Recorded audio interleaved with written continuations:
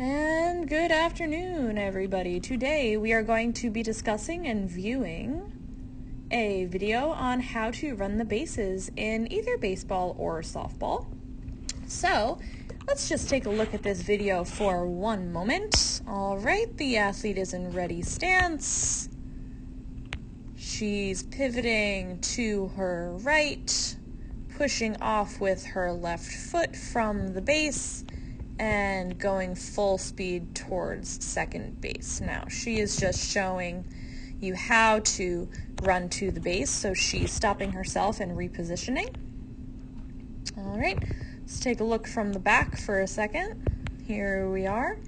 All right, she is ready position again. Here's a view from the back. Her foot is parallel, touching parallel to the base.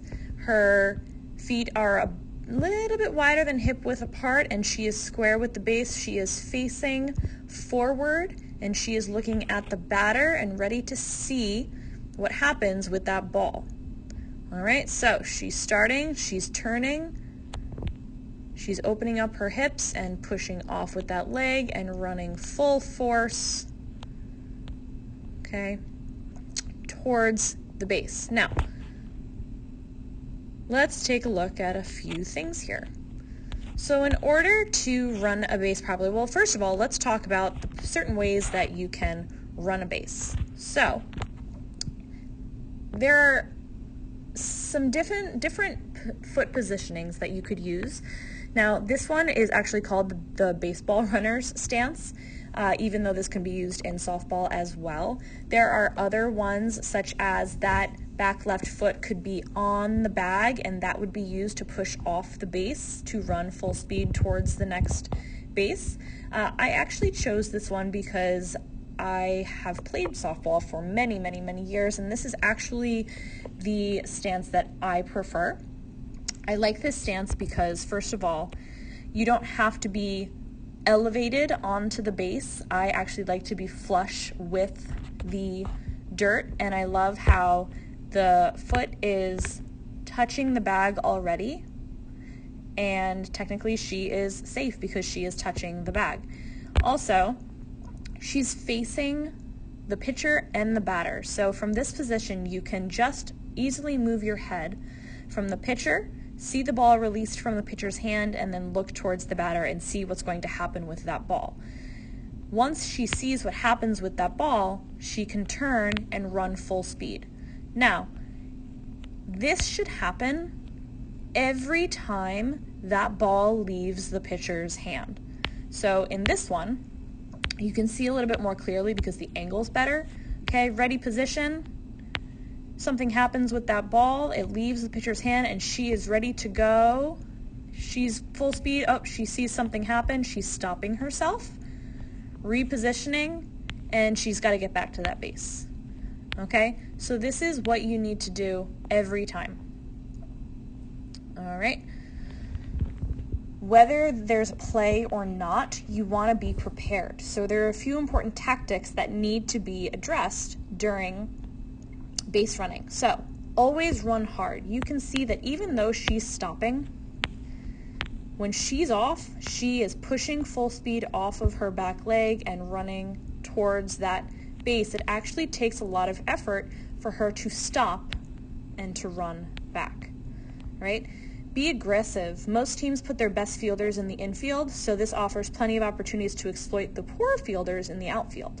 So trying to take aggressive turns around the bases will actually throw the fielders off their game a little bit. So be aggressive and forceful and confident when you're running. Okay? Anticipate. So good base runners have the ability to anticipate certain plays. This comes with experience, of course. Many players watch footage of other athletes or watch games. So you need to pay attention to the count. That's incredibly important. All right? And make sure that you know what kind of pitches your pitcher is throwing. And always be ready. Ready stance is important. So a couple things I'd also like to point out. I actually love, we're going to go back to the second angle because this is kind of my favorite. Let's go back. Where are you? Here we go. Okay. So it's actually much easier to see. So let's take a look at her for a second. So feet apart, a little bit wider than shoulder width. Even her elbows are bent. Her elbows are bent. Why do we think that? Well, the reason is because when you are in a full sprint, your arms need to be bent to be more aerodynamic. So she is already, okay, in that sprinting stance to move. So look at that. She doesn't even have to move the angle of her arms at all because they were already in position to move with a sprint. Okay? Let's take a look at her feet for a second. So, look at this little pivot right here. I think that's beautiful. So she's got a little pivot right here with that foot. So let's see. Look at that.